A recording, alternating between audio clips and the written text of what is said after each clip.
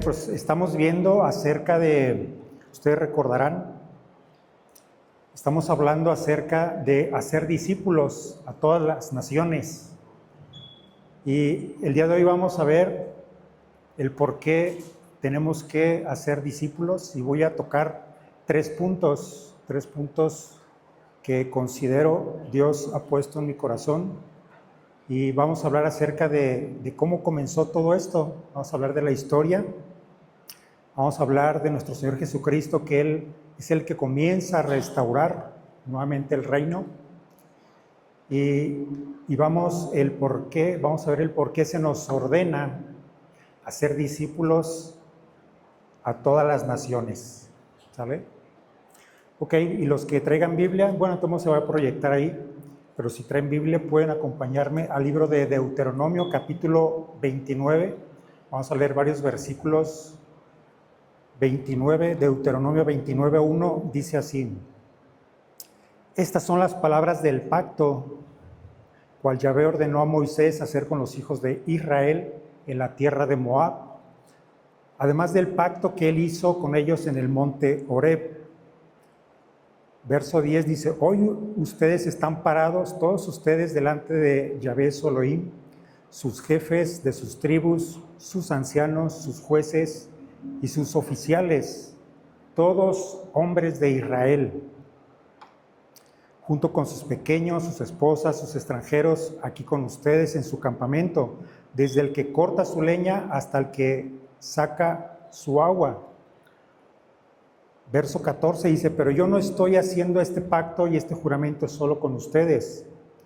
Más bien yo estoy haciendo ambos con el que está parado aquí con nosotros hoy delante de Yahvé nuestro Elohim, y también con quien no está aquí hoy.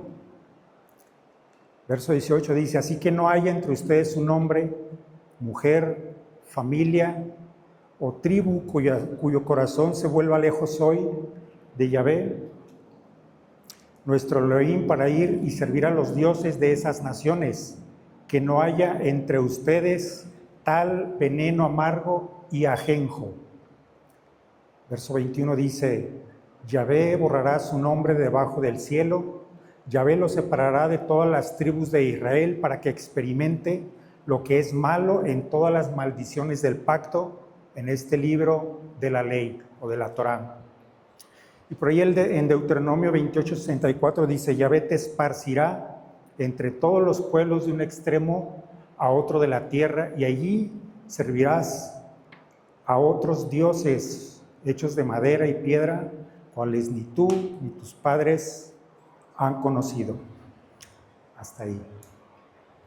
Bueno, es una historia, yo creo que ustedes la conocen, y está hablando prácticamente Moisés están por entrar a la tierra prometida, y toda esa generación, recuerden que ellos han pasado 40 años por el desierto, han estado vagando literalmente por el desierto estos 40 años, y justo antes de entrar a la tierra prometida es donde viene es como un segundo sermón, el libro de Deuteronomio, donde Moisés prácticamente les está diciendo a la nueva generación que va a entrar a la tierra prometida, porque ustedes recordarán que estos 40 años sirvió para, por así decirlo, exterminar a toda una generación incrédula que no creyó en entrar a la tierra prometida, en poseerla, y más bien se tuvo que levantar una generación de jóvenes, como quien les habla, y tuvieron que ellos entrar a la tierra prometida.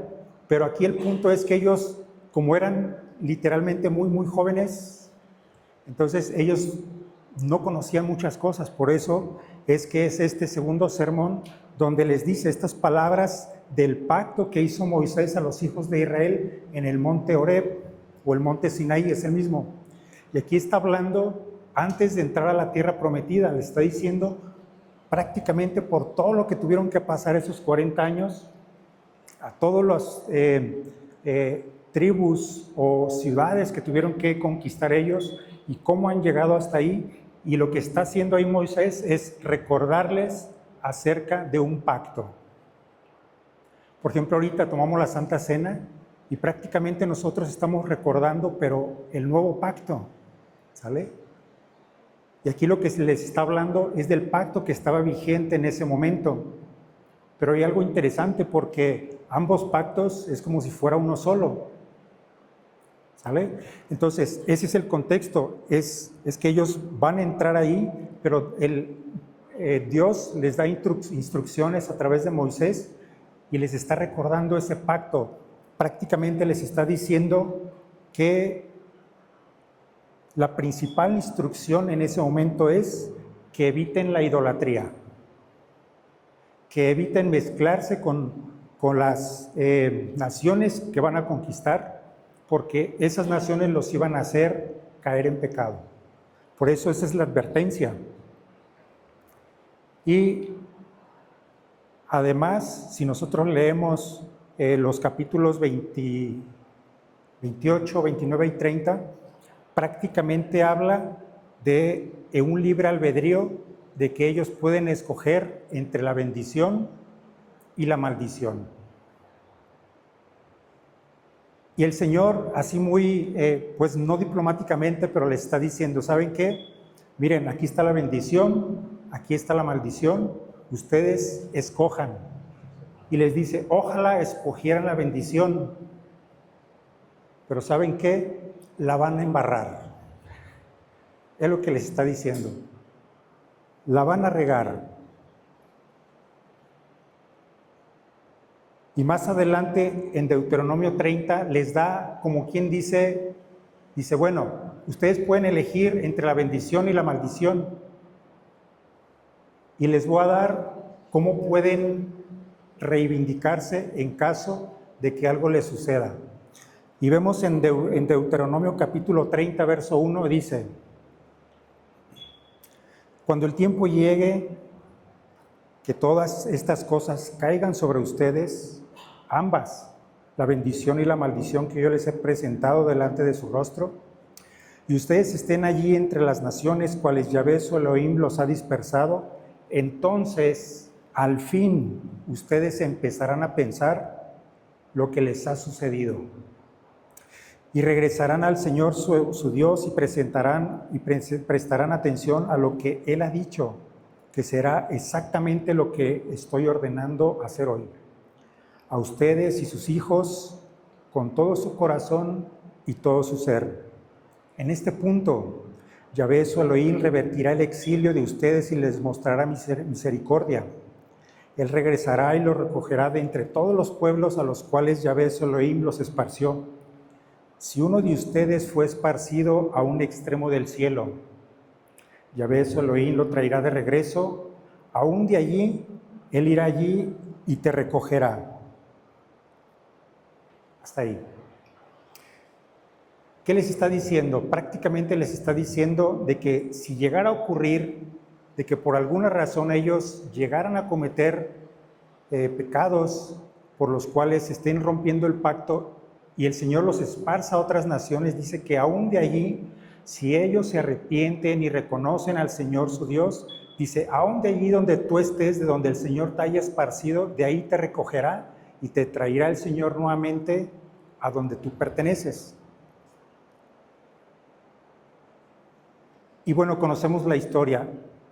Ese es el sermón y nosotros, si vemos, seguimos viendo la historia, dice que ellos entran a la tierra prometida, conquistan naciones, conquistan pueblos y empiezan a tomar posesión, como se les había dicho.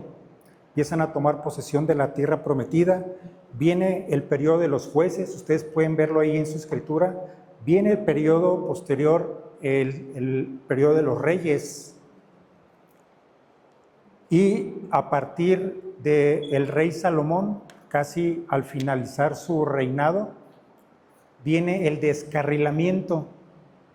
Viene el descarrilamiento del pueblo israelita, porque ellos empezaron a cometer cosas atroces que Dios les advirtió que no hicieran. Y en Segunda de Reyes 17:22 dice, los hijos de Israel caminaron en el ejemplo de todos los pecados de Jeroboam, que Jeroboam había cometido, y no se volvieron de ellos, hasta que Yahvé removió a Israel de su presencia, como había dicho que haría por medio de sus siervos los profetas. Así que Israel fue llevada cautiva desde su propia tierra a Asiria. Y ahí permanece hasta el día de hoy. Bueno, no hasta el día de hoy, sino hasta el día que se escribió este libro, ¿verdad?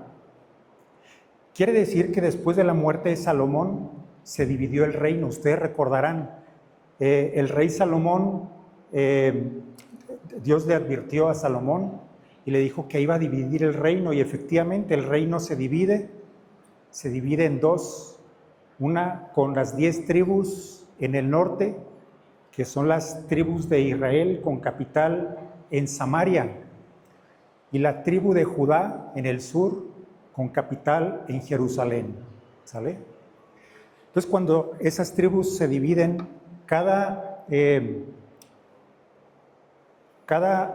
esa división de tribus tenían su propio rey. Había tanto reyes en Jerusalén y reyes en Samaria. Así fue como ocurrió, y esto fue lo que Jeroboam, aquí se está mencionando que Jeroboam fue el rey que promovió la idolatría en Israel. Y rey tras rey seguía cometiendo la misma idolatría hasta que Dios permitió la invasión de los asirios. Llega a Asiria, conquista Samaria en el año 722 a.C. y se los lleva hacia Asiria exiliados como esclavos a las 10 tribus de Israel, a las tribus del norte, quedando únicamente las 2 tribus, que era la tribu de Judá y de Benjamín en el sur. Y 136 años después, en el año 586 a.C., llega un rey de Babel, Nabucodonosor, llega, hace la guerra a Jerusalén, la conquista y se los lleva exiliados a Babilonia. ¿Se acuerdan de la canción de Ríos de Babilonia? ¿La cantamos? Bueno, realmente viene en la Biblia, eso ahí es un salmo. Pero hay algo interesante en esta historia. Los judíos que fueron llevados a Babilonia, ellos regresaron después de 70 años. Ellos permanecieron 70 años exiliados en Babilonia. Ahí hay profetas que les tocó vivir en ese tiempo, como a Daniel, fue uno de ellos, que le tocó estar exiliado en Babilonia y fue uno de los principales que estaban ahí. Y después de 70 años, cuando se cumplió, después de esos 70 años, regresan los judíos a Jerusalén y comienzan a edificar el templo que había quemado Nabucodonosor. Lo empiezan a reedificar, empiezan a edificar la ciudad, y ese es el templo, el segundo templo, que cuando aparece el Señor Jesucristo en escena, ese es el templo que estaba en ese tiempo. Ese es el segundo templo. Y lo que pasó con las 10 tribus de Israel es que hasta el día de hoy nunca han regresado a su lugar de origen. ¿Sabían eso? Las 10 tribus de Israel siguen perdidas. Nadie las busca, nadie las encuentra, pero algunos sabemos quiénes son. ¿Alguien sabe quiénes son? Bueno, aparece el Señor Jesucristo en escena con las nuevas buenas acerca del Evangelio, que viene a salvar, no con espada ni con ejército, como muchos esperaban un Mesías, un Salvador para que restaurara al Israel. Aparece en escena con gracia y misericordia, y a través de su muerte y resurrección comienza a restaurar lo que es el Israel. ¿Sale? Ahora, esa dispersión, por ejemplo, si nosotros vemos en el primer libro de Pedro, capítulo 1, verso 1, dice de Kefa, estoy leyendo de la versión internacional, Pedro, dice, un emisario de Yeshua nuestro Mesías, dice, al pueblo escogido de Yahvé que vive como expatriado, fíjense bien, expatriado en la galut o la dispersión, expatriado en la dispersión está hablando cuando Dios los dispersó, dice en el Ponto, en Galacia, Capadocia, la provincia de Asia y Bitinia. O sea, este libro de Pedro no está escrito para los judíos, está escrito para los que fueron dispersos. Dice, esto es para las 10 tribus de Israel que están regadas. Para eso escribe Pedro este libro. Santiago dice, capítulo 1, verso 1, dice de Jacob, pues, o Jacob, o Santiago, lo mismo. Dice, un esclavo de Yahvé y del Señor Yahshua HaMashiach, a las 12 tribus en la diáspora o en la dispersión, Shalom. O sea, también Santiago está hablando acerca de la dispersión que ocurrió y está hablando de que esa carta va dirigida a esos que fueron expatriados también. Quiere decir que el libro de Santiago es un libro escrito para las 12 tribus, no para los gentiles como se cree. Ustedes recordarán cuando el Señor Jesucristo andaba predicando en Juan 7:35, dice, entonces los judíos dijeron entre sí, ¿a dónde se irá este que no le hallemos? Se irá a los dispersos, dice la palabra, se irá a los dispersos entre los griegos y enseñará a los griegos. O sea, en ese tiempo ellos sabían que estaban dispersas las tribus de Israel y que podrían estar entre los griegos. Ellos sabían que estaba por ahí. El Señor Jesucristo lo sabía. Juan 10:3. Esta historia dice, a este abre el portero y las ovejas oyen su voz y a sus ovejas llama por su nombre y las saca. Está hablando acerca del Señor Jesucristo como pastor y está hablando de un pueblo que son las ovejas.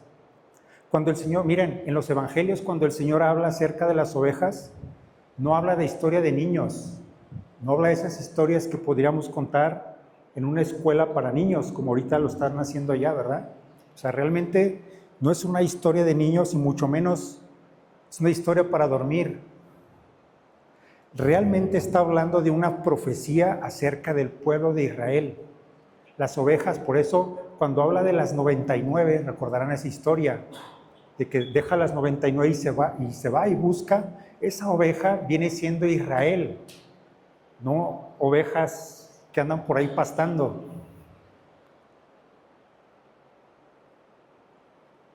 Miren, en Hechos 1:6, lo que hice, Hechos 1:6 dice, bueno, creo que no lo tenemos ahí, pero dice, entonces los que se habían reunido le preguntaron diciendo, Señor, ¿restaurarás el reino a Israel en este tiempo?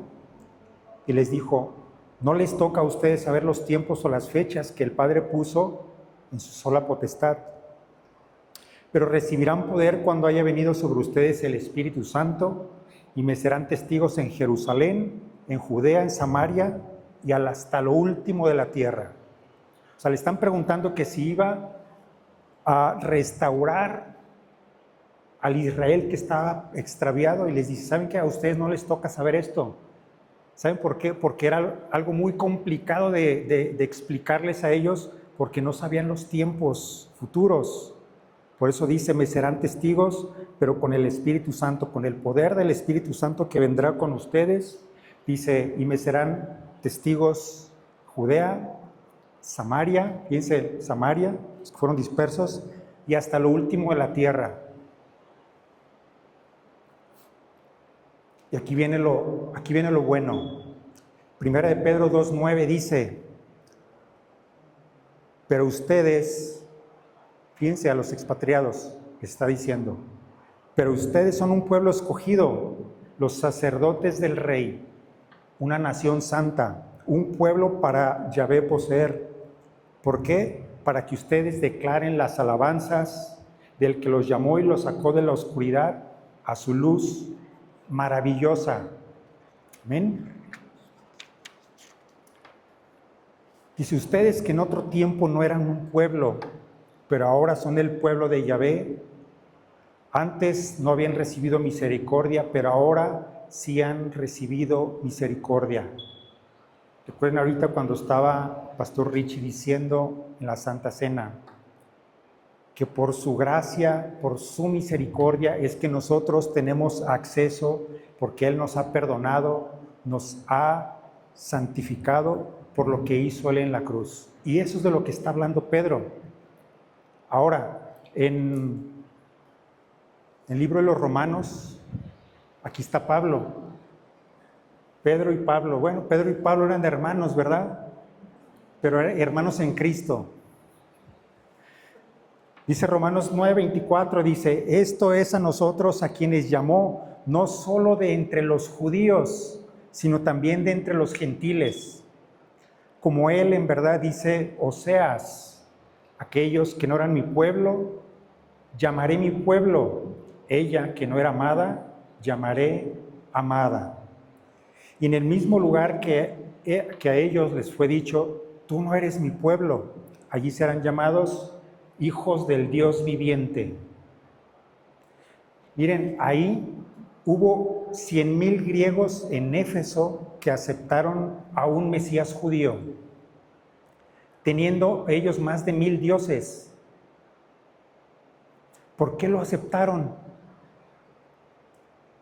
¿Saben por qué? Porque ellos no eran gentiles paganos, eran gentiles israelitas. Los griegos realmente odiaban a los judíos. Los que aceptaron al Señor fue porque algo en su corazón se movió y lo aceptaron como su Señor. Amén. Ahora, ¿por qué el Señor escoge a Pablo? Ustedes recordarán que Pablo era una persona muy influyente ahí con los fariseos. Era un alto jerarca de los fariseos. Y en ese tiempo él era muy celoso acerca del conocimiento y de la doctrina de Dios. Él conocía toda la Torá, toda la ley. Él era un experto en la ley, pero estaba equivocado. Él reventaba cristianos. Él consentía que los mataran y que fueran encarcelados. Dios dijo, a ver, este lo voy a orientar bien. Dios se le revela y en lugar de reventar cristianos, empieza a reventar demonios. Lo reenfocó. Pablo era el mejor teólogo de la época. Dice que estudió bajo Gamaliel. Él sabía de memoria toda la Torá y él sabía cuál era la misión. Gracias a ese celo que él tenía, él quería ir por los gentiles y por los judíos, porque él sabe que los dispersos eran los israelitas. Por eso es que la profecía de Oseas es un gran misterio. En el libro de Éfeso, capítulo 2, 11 dice, por lo tanto, y esta es nuestra situación, de donde el Señor nos ha rescatado. Dice, por lo tanto, recuerden el estado en que estaban ustedes gentiles de nacimiento llamados los incircuncisos. Verso 12, en aquel tiempo no tenían Mesías, estaban apartados de la vida nacional de Israel, extranjeros a los pactos que personifican la persona de Yahvé. Estaban en este mundo sin esperanza y sin Dios. ¿Cuántos alguna vez hemos estado así nosotros, sin esperanza y sin Dios? Pero ahora ustedes que estaban lejos han sido acercados por medio del derramamiento de la sangre del Mesías. Amén. Voy a terminar con esto. Ustedes recordarán, antes los cristianos los domingos se les conocía porque traían una de estas como desodorante bajo el brazo. A muchos se acordarán de eso, ¿verdad?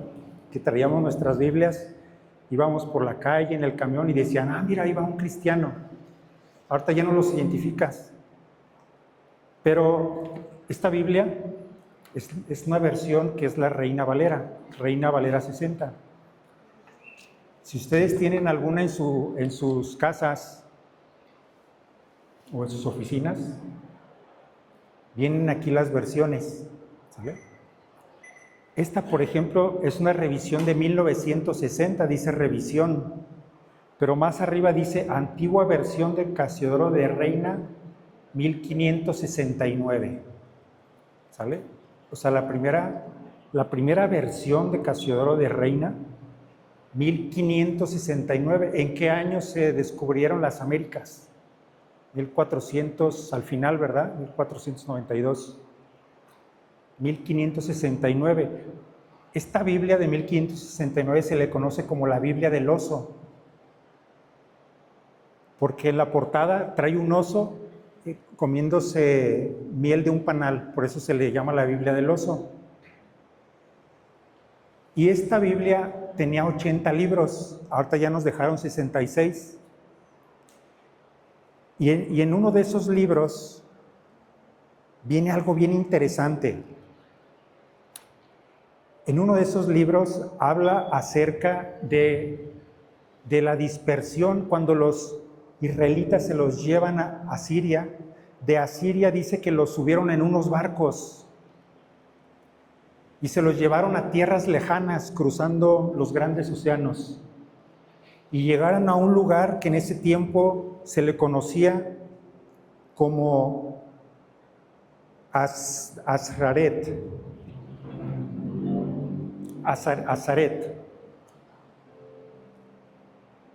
Y si nosotros nos vamos a la enciclopedia judía y buscas Azaret, te vas a encontrar que dice que es una tierra mencionada por Cristóbal Colón. Y Cristóbal Colón dice que él, cuando llega a estas tierras desconocidas, que eran conocidas como las tierras de las que habla Azaret. Bueno, Cristóbal Colón era soltero porque, imagínense, no lo hubieran dejado ir a conquistar a las Américas. ¿A dónde vas? Voy a ir a conquistar a las Américas. Dice, no hombre, allá la moda es diferente a la de aquí, ya casi no traen ropa, no vas. No es cierto. Pero Cristóbal Colón, cuando llega a las Américas, él dice que había encontrado las 10 tribus de Israel y lo confirma la enciclopedia judía. Quiere decir que las 10 tribus de Israel fueron dispersas en lo que hoy conocemos como las Américas. Vean hasta dónde nos mandó el Señor. Y a otros los mandó más lejos, a Tlajomulco.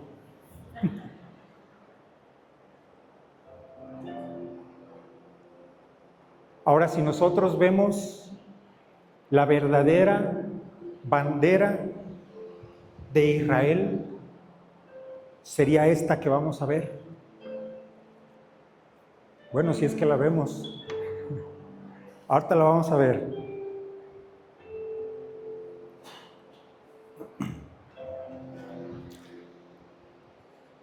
Voy a leer lo que comencé a leer en el principio de Deuteronomio, capítulo 29, verso 15, pero de la Nueva Traducción Viviente. Dice, cuando estaba haciendo el Señor el pacto antes de entrar a la tierra prometida, que les dice, pero no es solo contigo que hago este pacto con sus maldiciones.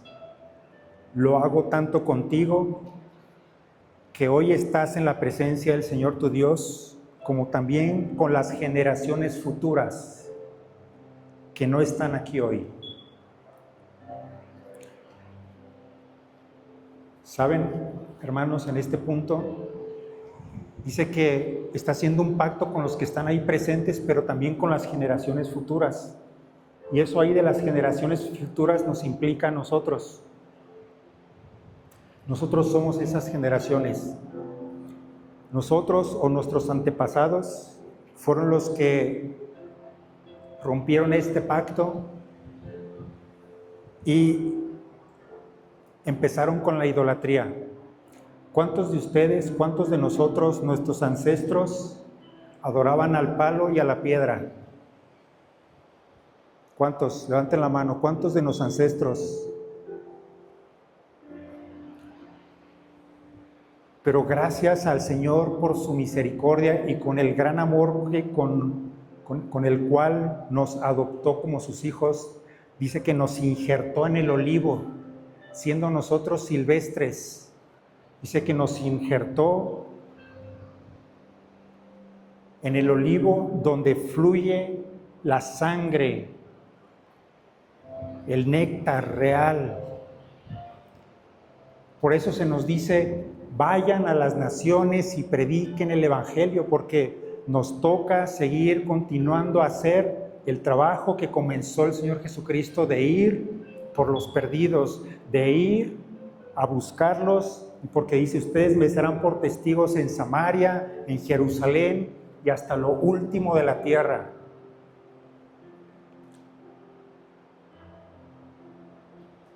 Y hemos de regresar a casa porque es una promesa del Señor.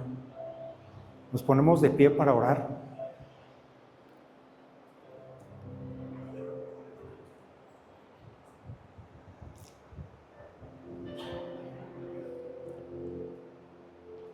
Saben, hermanos, un discípulo es aquel que aprende y practica lo que aprende. Lo pone por obra en su vida. Lo pone en obra en su trabajo, en su familia. Ese es un discípulo. A diferencia de un estudiante, es aquel que aprende, va a la escuela y nomás hasta ahí aprende, nada más. Pero nosotros, el Señor, por eso dice, hagan discípulos, o sea, practiquen lo que yo les he enseñado, háganlo, practíquenlo. Y vayan y hagan discípulos a todas las naciones y bautícenlos. Sumérjalos para que también ellos reconozcan que en el punto que estén, en el punto de la tierra, en su situación, reconozcan al Dios verdadero, al Dios vivo, al Dios de Israel, al Dios de pactos. Por eso el Señor dice que Él hace un nuevo pacto, porque primero no lo obedecimos. Pero este pacto dice, y estas palabras quedarán selladas en tu corazón, en tu mente, para que me obedezcas, para que guardes los mandamientos que yo te prescribo.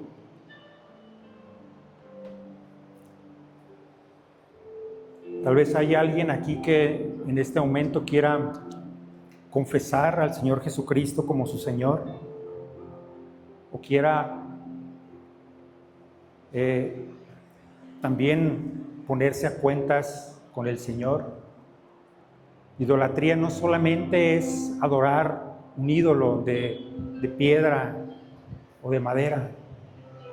La idolatría es aquello que está colgado en nuestro corazón, esas vanidades de la vida, eso que nos esforzamos en trabajar como nuestro ídolo, que le dedicamos todo el tiempo a nuestra vida, que le dedicamos mucho tiempo, pero que al final, como dice el libro, todo es vanidad de Eclesiastés, porque al final, ¿qué nos llevamos? Dijera el poeta, ni un puño de tierra. Por eso dice, hagan tesoros en los cielos, donde el óxido no lo corroe. Hagan tesoros en el cielo, dice, porque donde está tu corazón, donde está tu tesoro, ahí estará tu corazón. ¿Sabes? El Señor quiere estar en tu corazón. Él quiere entronizarse en tu vida hoy para que tú lo reconozcas en todos tus caminos y donde quiera que tú vayas y donde quiera que tú andes, que el Señor siempre vaya delante de ti. Donde en cada momento, dice el Salmo 34, bendeciré al Señor en todo tiempo. Si me está yendo bien, te bendigo, Señor. Si no me está yendo nada bien, te bendigo, Señor. Si estás pasando por una situación, una enfermedad, te bendigo, Señor. Si estás pasando por una carencia, por falta de trabajo, si estás batallándole con situaciones emocionales de tu vida, en tu trabajo, en tu familia, con tu esposa, hasta tu suegra también, Señor, gracias, porque esta prueba me fortalece, Señor.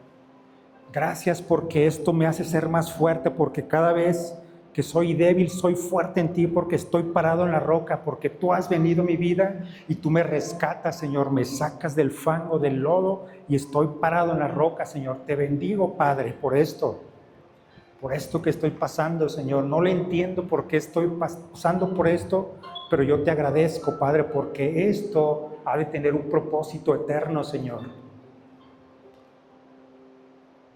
Yo te agradecemos, Señor, que hayas tenido a bien rescatarnos, restaurarnos, bendecirnos y adoptarnos como tus hijos, Señor. Te agradecemos, Padre, en el nombre de nuestro Mesías, Yeshua. Amén. Amén.